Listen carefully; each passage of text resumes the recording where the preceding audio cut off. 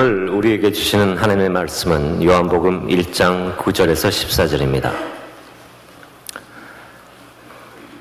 참 빛 곧 세상에 와서 각 사람에게 비추는 빛이 있었나니 그가 세상에 계셨으며 세상은 그로 말미암아 지은 바 되었을 때 세상이 그를 알지 못하였고 자기 땅에 오매 자기 백성이 영접하지 아니하였으나 영접하는 자 곧 그 이름을 믿는 자들에게는 하나님의 자녀가 되는 권세를 주셨으니 이는 혈통으로나 육정으로나 사람의 뜻으로 나지 아니하고 오직 하나님께로부터 난 자들이니라. 말씀이 육신이 되어 우리 가운데 거하심에 우리가 그의 영광을 보니 하나님의 독생자의 영광이요 은혜와 진리가 충만하더라. 이 말씀은 살아계신 하나님의 말씀입니다. 인생을 살 만큼 산 한 물고기가 있었습니다. 연못에서 지내고 있었는데 젊은 두 물고기들이 신나게 수영을 하고 있었습니다. 가까이 가서 나이 든 물고기가 얘기했습니다. 여보게 친구들, 요즘에 물 분위기가 어떤가? 그 두 친구들은 눈을 꿈뻑이면서 그 자리에 서서 서로 한참 뒤에 말을 주고받았습니다. 저 늙은이가 뭐라 그러는 거야?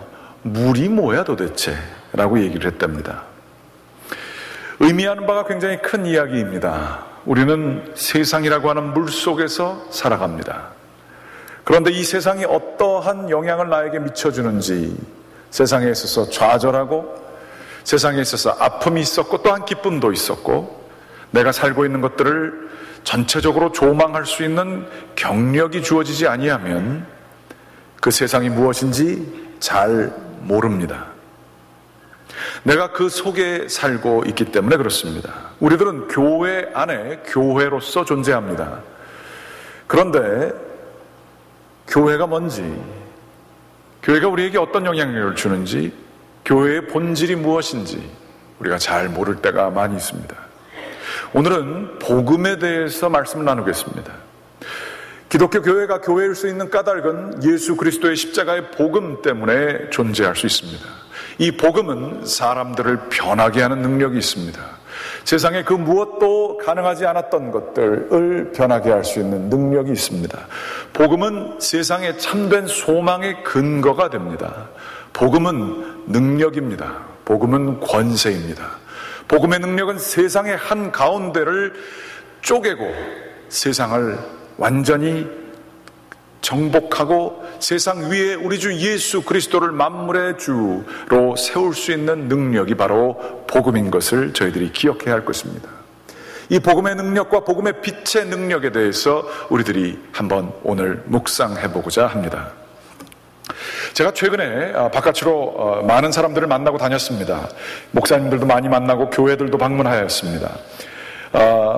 또한 평신도들도 많이 만나게 되고 교회를 안 다니는 사람들도, 미국 사람들도 만날 기회들이 많이 있었습니다. 제가 미국 사람들이 이렇게 만나는데요, 자꾸 제가 이거 예식을 하고 이럴 때 이렇게 이게 로만 칼라라고 그러는데 이게 로만 캐톨릭에서 써서 로만 칼라라고 이렇게 생각해서 말들을 쓰는데요, 꼭 그렇지 않습니다. 이것의 기원은 영국 성공회에 기준합니다. 영국 성공회에서 1600년대에 생긴 것이고요. 그게 오히려 로만 카톨릭 교회로 넘어갔습니다. 신부들이 많이 있기 때문에 로만 칼라라고 하는데, 하여튼 제가 이것을 이렇게 입고 지나가게 되면 이 캐톨릭이 굉장히 많은, 이러한 동부 지역엔 캐톨릭이 굉장히 많습니다. 그런 분들이 저를 보고 자꾸만 father 그럽니다. 그래서 저는 속으로 그럽니다. 나는 너 같은 자식 둔 적 없다.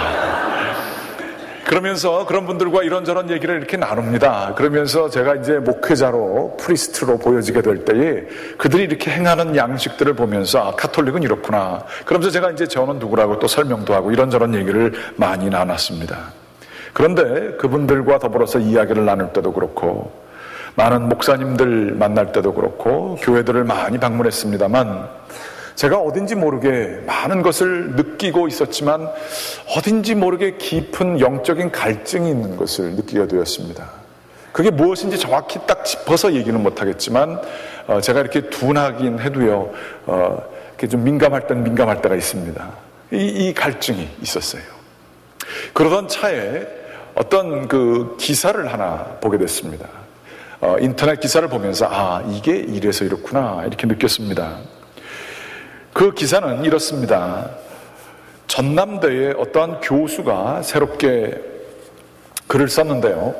그 교수는 자기 전공 서적을 한 책도 발간한 적이 없다 그럽니다. 그런데 신앙인으로서 이 책을 처음으로 발간했다고 하는 얘기죠.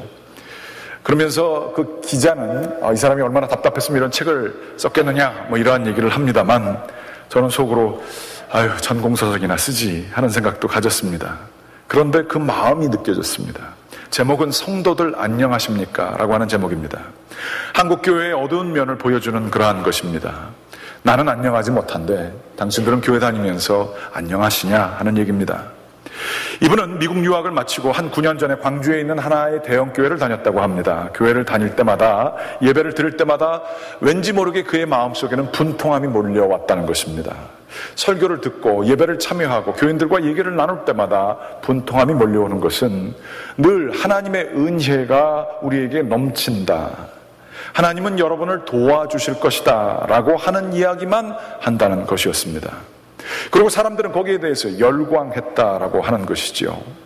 그 자체로는 처음에 듣기에 전혀 문제가 없는 말씀들이었지만 그 말씀만이 주어지게 될 때에 그는 갈증을 느끼게 되었다는 것입니다. 그러면서 이분은 이렇게 글을 씁니다. 오늘날 한국 교회는 진리를 배우고 영적인 훈련을 하기에 불편한 곳이 되어버렸다. 지도자들의 말과 행동을 보더라도 자신이 믿는다고 하는 기독교의 진리에 그들은 그렇게 큰 관심이 있는 것 같지 않았다. 진리는 어렵습니다. 진리는 좁은 길입니다. 진리는 우리를 매우 불편하게 합니다. 진리는 우리의 삶을 교정하려고 합니다. 훈련은 우리에게 어렵게 수동적으로 무엇인가를 따라오게 하는 것입니다. 그런데 이러한 자세를 가지고 예배에 임하는 사람도 없고 목회자들도 교회의 지도자들도 그런 것을 추구하지 않는다라고 하는 거예요. 왜 그럴까요? 불편하니까요. 누가 나를 고쳐요?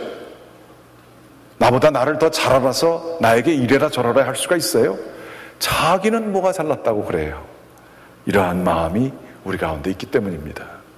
목회자도 그걸 알아요. 그래서 힘든 소리 하기 싫어요. 힘든 소리 하면 자기도 그 똑같은 비판에 올라갈 것이기 때문에 좋은 소리만 하려고 하는 것이지요. 그래서 교회는 그러한 진리를 이야기하지 않고 이분에 따르면 현실적인 문제에 너무나도 현실적으로 집중해 있다는 사실입니다. 다른 얘기인 것 같은데 부흥만을 얘기하며 숫자에 관심이 많습니다. 부흥이 정말 되게 되면 건축을 해야 된다고 얘기를 한다고 하는 것이죠. 건축 자체가 나쁠 것이 없습니다. 그러나 그 건축 자체에만 집중을 하게 되고 본질을 놓치는 것에 대한 문제가 있습니다. 건축을 하려고 하니 교회에서는 헌금이 필요합니다. 헌금에 대한 강조가 이루어지게 됩니다. 이러면서 다 필요한 현실적인 이야기지만 너무나도 현실적이어서 가장 중요한 본질을 잃어버리는 것에 대한 갈증이 이분에게 있었던 것입니다. 그러면서 이분의 얘기는 목사님들만의 문제가 아니라는 것입니다. 목사님들도 시대의 산물이고 목사님들과 더불어서 모든 교인들, 평신도들도 문제가 있다는 것입니다. 예수를 따른다고 하지만 예수를 그저 관념적으로만 이해를 한다 하는 것이죠. 인격적인 만남을 통해서 그분과 살아있는 관계를 유지하는 사람이 많지 않다는 것입니다. 예수님이라면 어떻게 내가 이 상황 속에서 이야기하고 행동해야 할지 진지하게 고민하는 사람이 그렇게 많지 않다는 것입니다. 한국교회의 모습을 통해서 사람들은 예수 그리스도를 경험하게 되어 있는데 이 세상에서는 한국교회의 모습을 보며 예수님을 보기는커녕 욕심 덩어리들을 바라보게 된다고 하는 것이죠. 그러면 이분은 이렇게 얘기를 합니다. 예수 그리스도를 따른다고 하는 그리스도인들은 자신의 의도와 관계없이 예수 그리스도의 모습을 뿜어내게 되어 있는데 그것이 마치 향수와 같이 저절로 자연스럽게 나타나는 것이어야 될 텐데 그 향수가 맛을 잃어버리게 되면 소금이 맛을 잃었을 때의 성경 말씀에 나타난 것처럼 바닥에 뿌려진 그러한 존재가 되듯이 한국교회는 지금 세상 사람들의 발에 집 밟히는 이유가 됐다라고 하는 것입니다.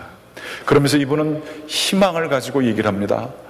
예수 그리스도를 따를 때에, 진정한 우리가 교회가 되게 될 때에 교회 안에서 사람들이 서로가 상동력 있고 사랑이 있고 정말로 하나님을 경배하며 거룩한 것과 선한 것들, 바른 것들을 사모하게 될 때에 세상의 사람들에게 어둠이 있고 혼돈이 있는 세상의 교회는 여전히 소망이 될 것입니다. 이분이 이렇게 얘기했습니다. 제가 느끼는 갈증도 또한 마찬가지였음을 알게 되었습니다.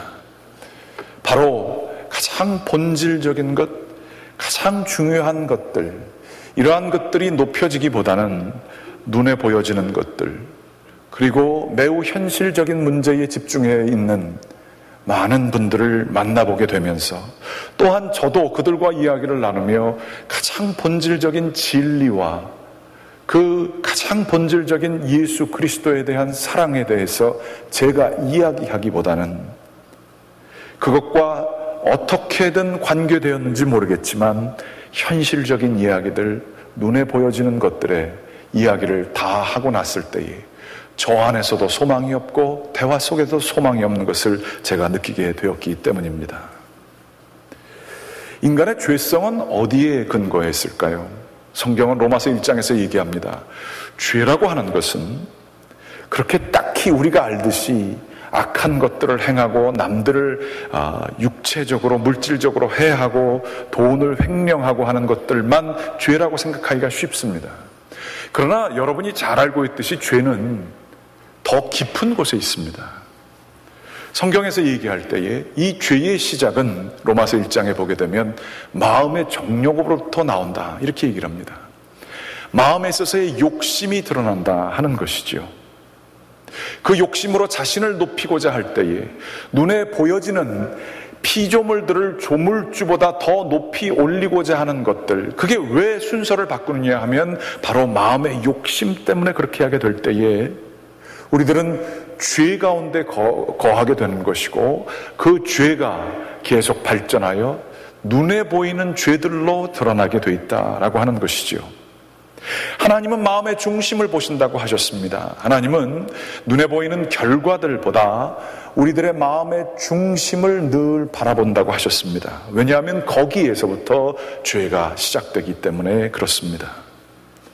겉으로 보기에는 건강하고 겉으로 보기에는 정말로 잘 살고 사람들과도 관계를 잘 맺고 있는 것 같은 사람들이 있지만 그 안에 자기 욕심만이 가득 찬 사람들이 많이 있습니다. 자기가 그렇게 하는 것도 당연하다고 생각합니다. 사업에 성공하는 사람들이 있습니다. 사람들에게 존경을 받을 수도 있습니다. 또한 많은 사람들에게 사랑을 받을 수도 있습니다. 남들에게 욕먹지 않는 것을 목표로 추구하면서 살아가는 사람들도 있습니다. 그런데 하나님은 그러한 눈에 보여지는 것에 관심이 없다고 하는 것입니다. 하나님은 우리의 마음의 중심에 관심이 있으세요. 거기에 정욕을 따라 나 자신을 드러내놓는 삶을 사느냐, 나 자신을 드러내다 못해 하나님은 한참 밑에다 두고 나 자신 것만을 추구하면서 살아가느냐. 내가 선한 일을 한다 할지라도, 내가 남들을 도와준다 할지라도, 내가 주님의 일을 한다 할지라도, 산을 옮긴다 할지라도 그 마음속에 하나님께서 가장 중요한 곳에 계시지 아니하면 하나님은 그거 관심 없어 한다 하는 얘기입니다. 아니, 오히려 그런 일을 하게 될 때에 자기 자신이 중심이 되게 될 때에 하나님은 그것을 죄라고 일컬으십니다. 그런데 하나님은 이러한 마음의 정욕에 따라 사는 사람들을 혼내시느냐? 성경은 바울 선생님이 로마서 1장에 복음을 얘기할 때 복음이 왜 필요하냐 얘기할 때에 이방인들과 유대인들에 대해서 얘기를 합니다. 그러면서 동일하게 다 복음이 필요하다고 얘기를 하며 이 세상을 이 마음의 정욕에 따라 진단을 하는데 하나님이 주시는 진노의 벌이 무엇이냐? 이 죄 속에 거하는 사람들을 그대로 내버려 두신다라고 하는 것입니다. 그 어떠한 부모도 자기 자식이 정말 잘못된 길을 갈 때에 야, 나는 너하고 상관 안 할래. 자식들도 늘 부모한테 얘기하잖아요. Leave me alone, this is my life. 우리 자식이 그런 얘기를 하면 그냥 지금도 힘든데 나이가 들어서 그러면 어떻게 될까 모르겠어요. 그래서 부모님이 내가 정말 저 자식이 뭘 하든지 간에 상관은 안 할 거야 마음을 먹지만 다행히 하나님께서는 하나님의 그 아버지의 형상을 사람들 부모에게 남겨주사 어떠한 부모도 자신의 자녀가 잘못된 길로 갈 때에 말은 못하지만 그 마음속에 자녀가 바로 가게 되기를 원하지 않는 부모가 없습니다. 그렇게 자녀를 내어버리지 못합니다. 그런데 정말로 자신의 자녀가 잘못된 길을 가고 있을 때에, 정말로 자신의 자녀를 버린다고 했을 때에 그 마음이, 그 부모의 마음이 어떻겠습니까?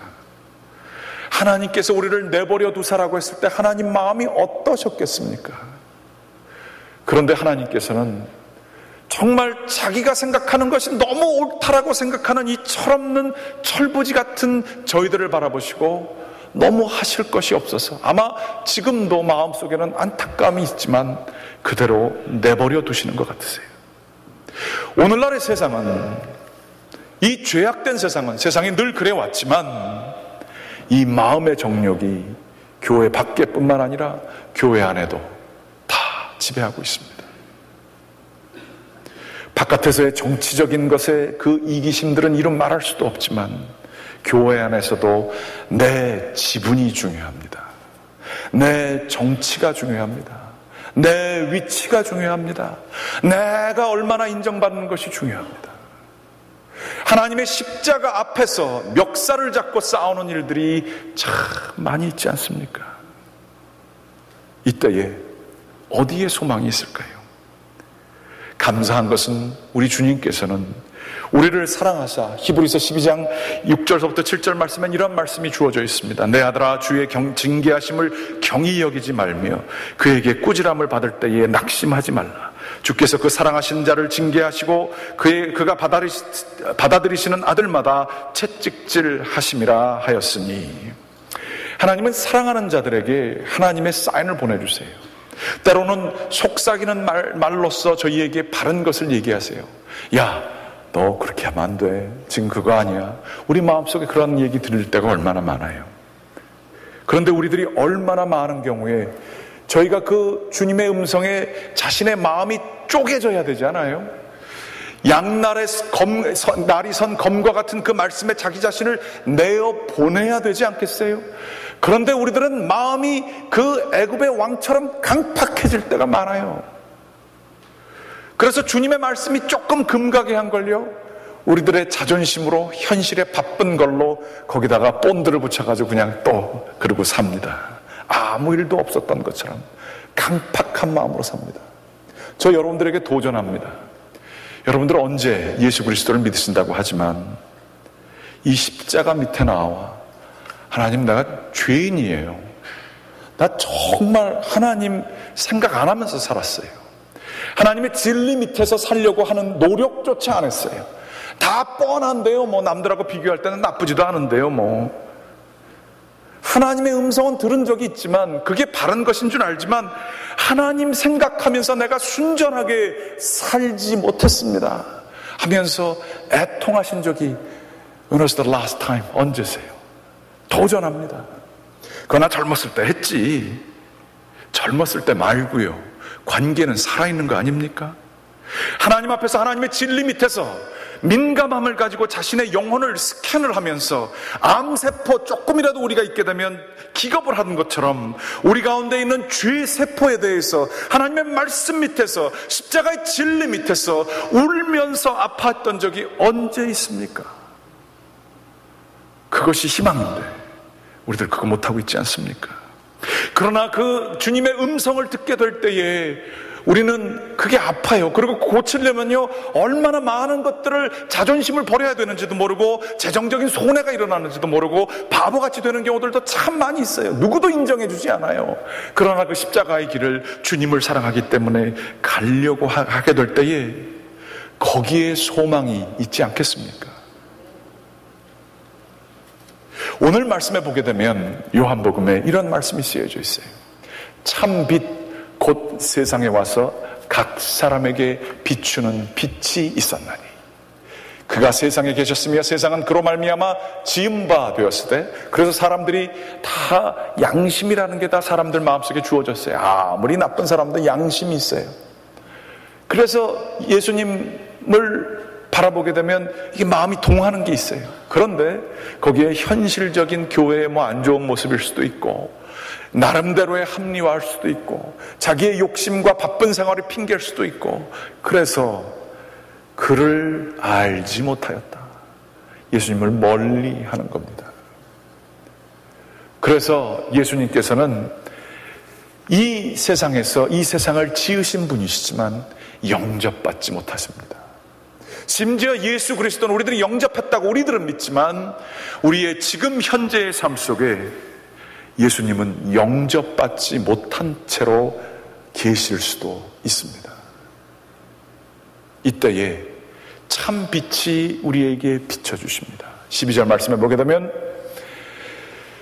영접하는 자, 그 예수 그리스도를 받아들이는 자, 그분과 더불어서 인격적인 관계를 맺는 자, 그분의 그 말씀과 복음 밑에 자기 자신을 밑에 위치시키는 자, 그들에게는 하나님의 자녀가 되는 권세를 주셨다는 것입니다.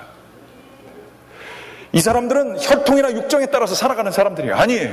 거기에 영향을 받는 것이 아니라 자기를 움직이고 있는 힘, 자기가 바라보는 목적, 돈을 벌기 위해서 돈 버는 기계로서 사는 것이 아니고 생존하기 위해서 살아가는 것이 아니고 자존심을 지키려고 살아가는 것이 아니고 사랑받기 위해서 살아가는 것이 아니고 남들에게 인정을 받기 위해서 살아가는 것이 아니고 하나님의 뜻을 위해서 살아가는 하나님의 자녀가 되는 권세를 주셨다 말씀하십니다. 하나님의 뜻에서 살아가십니까? 아니면 돈 버느라고 정신 없으십니까? 주님의 뜻에서 따라 살게 되면 이것은 하나님의 자녀가 되는 권세를 누리는 거예요. 힘들더라도. 그러나 하나님의 뜻에 살아가지 못하게 되면 우리들은 혈통과 육정 속에서 어둠 가운데 거하며 빛을 경험하지 못하는 상황 속에서 살아가고 있는 것입니다. 여러분 그거 아시죠? 이 빛은요 대단한 이 성경이 그냥 쓰여진 게 아니에요. 이게 2000년 뒤에 밝혀진 빛의 기능인데요, 빛은 놀라운 기능들이 있습니다. 이 시차 적응 안 되게 되면 알지만 시차 적응 안 되게 될 때 우리들이 해야 될 게 있어요. 뭐냐 하면 햇빛을 많이 쐬야 된대요. 햇빛을 쐬게 되면 오른쪽 뇌와 왼쪽 쇠를 연결시켜주는 간뇌라는 곳에서 멜라토닌 들어보셨죠? 수면제용으로 쓰여지는 것입니다. 그 호르몬이 우리의 간뇌에서 나오게 된다고 그래요. 그래서 잠을 제 시간에 잘 수 있도록 해주는 것이 이 햇빛이 우리의 호르몬을 생성시키기 때문에 하게 된다는 것이에요. 또한 햇빛은 생체의 작용을 아주 그 대사작용을 촉진시켜준대요. 여러분 아시잖아요. 햇빛을 받은 생물과 햇빛을 받지 못하는 그러한 밭에 있는 오이들, 이게 크게 차이가 나잖아요. 햇빛이 그렇게 중요하잖아요. 그런데 그게 사람도 마찬가지라는 겁니다. 햇빛을 받게 되면 생체의 대사작용이 굉장히 건강하게 잘 진행될 수 있다고 하는 것입니다. 이게 좀 설교 시간에 하긴 좀 그런 얘기입니다만, 비만, 당뇨, 고지혈증 환자들에게 점심 후 15분씩 걷게 되면 상당히 좋은 햇빛의 대사 촉진 기능을 여러분들이 경험하실 수 있다는 얘기예요. 또 햇빛에 좋은 기능들이 있대요. 감정 조절에 그렇게 좋다고 그래요. 열받으신 일 있으십니까? 우울하십니까? 햇빛을 바라보십시오. 정말로 아열대 지방에 사는 사람 중에 우울증 걸린 사람이 아무도 없다는 거 아니에요. 그런데 동구권에서 햇빛 없는 곳에서 어두운 곳에서 지내는 사람들은 우울증 환자가 그렇게 많다는 거 아니에요.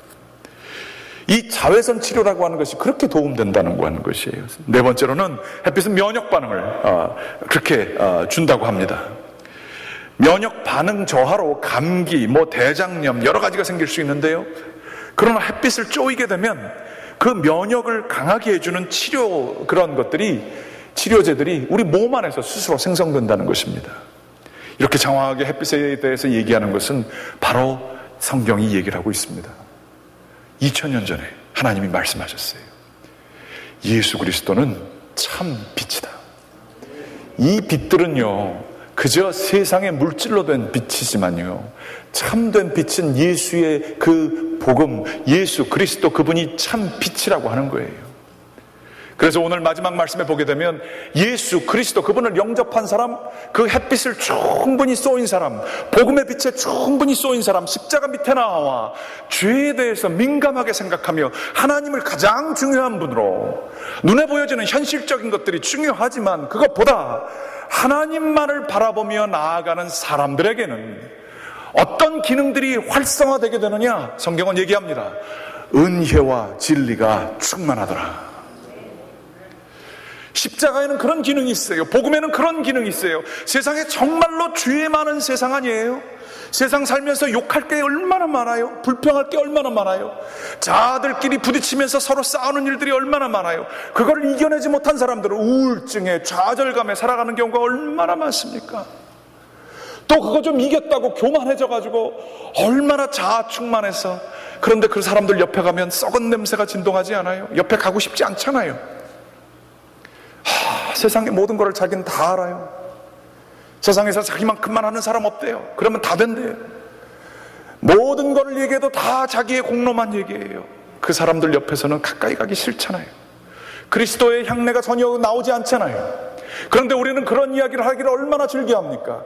병들은 겁니다. 우리의 참된 죄성을 치유하실 수 있는 것은, 이 세상에 참된 소망이 될 수 있는 것은 어떤 사람의 도덕이 되지도 않을 것입니다. 우리 안에 그러한 것들을 고칠 수 있는 의지와 나의 선함을 가지고 해결되지 않을 것입니다. 우리를 고칠 수 있는 것은 참 빛 되신 예수 그리스도의 십자가의 복음. 우리는 모두 죄인이지만 우리를 살리게 하시고 우리의 양심을 깨우게 하시고, 눈에 보여지는 것에 따라, 자본의 힘에 따라, 물질의 힘에 따라 살아가는 것이 아니라 참된 진리에 따라 살아갈 수 있게 하는 하나님의 능력이 복음 안에 있음을 여러분들 믿으시기 바랍니다. 교회는 바로 그런 것입니다. 세상 사람들이 다 미쳐서 돌아갈 때에도 예수 그리스도의 복음에 의지하고 그 복음에 노출시키는 자들은 하나님께서는 그들을 통해서 역사하실 것입니다. 민감한 마음을 가지고 죄를 회개하며 주님 앞에 나아가는 자들에게는 그들을 통하여 바른 것들이 세워질 것을 믿습니다. 저는 이번 연회에 가면서요, 연합감리교회는 오히려 늦게 하고 있습니다. PCUS 장로교단은 벌써 다 통과됐어요. 동성애를 얘기하고 있습니다. 미국이 얼마 전까지만 해도 동성애에 대해서 우리 한국 사람들과 거의 동일한 시각을 가지고 있었어요. 그런데 점점 바뀌기 시작하더니 이제는 과반수 넘는 사람들이 동성애를 인정하고 있습니다.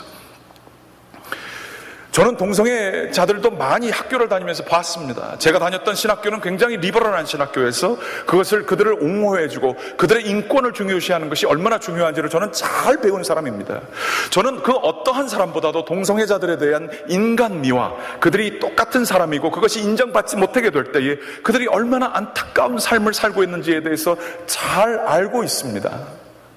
하지만 저는 그들을 허용해주고 그 문제에 대해서 이야기하는 모든 것들에 대해서 다 이해 갈 만한 것들이 있지만, 복음의 빛이 우리를 새롭게 할 수 있고, 복음의 빛이 우리의 욕심을 정화시키고 살균 작용을 하고, 복음의 빛이 우리들을 정결케 하게 하고, 복음의 빛이 우리를 질서 있게 하는 것을 믿습니다. 그런데 동성애 문화만의 문제가 아니에요. 그건 오히려 미국 사회가 지금 앓고 있는 질병이지만, 더 깊은 것은, 우리 가운데 있는 것은 뭔지 아세요? 욕심이에요. 돈에 대한 욕심, 권력에 대한 욕심. 그건 누구나 가져도 이제는 아무도 뭐라고 안 그래요. 그거는 허락받은 지가 벌써 2-3천 년 전에, 옛날 전 인류가 탄생할 때서부터 사람들이 다 허락해버렸어요. 그거 누가 고칠 수 있어요? 그거에서부터 자유한 사람이 누가 있어요? 그러나 이렇게 죄의 뿌리가 깊은 우리 가운데 있을 때에 여전히 희망 되신 것은 복음의 참된 빛입니다. 사람의 이 자아의 욕심과 그로 인한 수많은 상처들과 아픔과 눈물들과 그것을 견디지 못해서 육신적으로 오는 병들과 이 모든 것들을 고칠 수 있는 것은 복음인 줄 저는 믿습니다. 세상을 새롭게 하고 세상을 정말로 질서를 세우고 세상의 이 죄된 욕심 가운데 있는 것들을 새롭게 할 수 있는 복음, 여러분들 그 앞으로 나오시기를 간절히 축원합니다. 예배 열심히 나오십시오. 가능하시면 새벽 예배도 열심히 나오십시오. 수요 예배도 열심히 나오십시오. 복음 앞에 자기 자신을 끊임없이 노출시키십시오. 거리상으로 멀으시면 제가 챌린지합니다. 하나님의 말씀으로 자기 자신을 복음의 빛에 비추기 위해서 수고하십시오. 염려하시면서 자기 자신을 TV 속에, 컴퓨터 속에 노출하지 마십시오. 그것은 우리를 병들게 하게 될 때가 얼마나 많은지 우리가 얼마나 잘 알고 있습니까? 복음의 빛에 우리를 노출시킬 때에 거기서부터 희망이 있음을 믿습니다. 주님께서 우리들을 새롭게 하시고 교회를 이 복음의 빛이 환하게 비추게 하시는 곳이 되게 되기를 주님의 이름으로 간절히 축원합니다. 기도하시겠습니다. 살아계신 아버지 하나님, 주님의 복음의 빛에 저희 자신들을 내려놓습니다. 저희의 못난 자아가 있습니다. 강팍한 자아가 있습니다. 주님, 자기 것만을 추구하고자 하는 바벨탑이 저희 가운데 있습니다. 하나님의 것을 지키지 못하면서 이 핑계 저 핑계를 대가는 합리화하는 가인의 모습이 저희 가운데 있습니다. 주여, 주님 앞에 늘 겸손하게 내려놓게 하시고 하나님, 저희들을 정결하게 해주시고 저희 가운데 없는 새로운 것들이 주님의 은혜로 참 빛으로 새롭게 되어지는 역사가 있게 도와주시옵소서. 이 모든 말씀 우리 주 예수 그리스도 이름 받들어 간절히 기도드렸습니다. 아멘. 다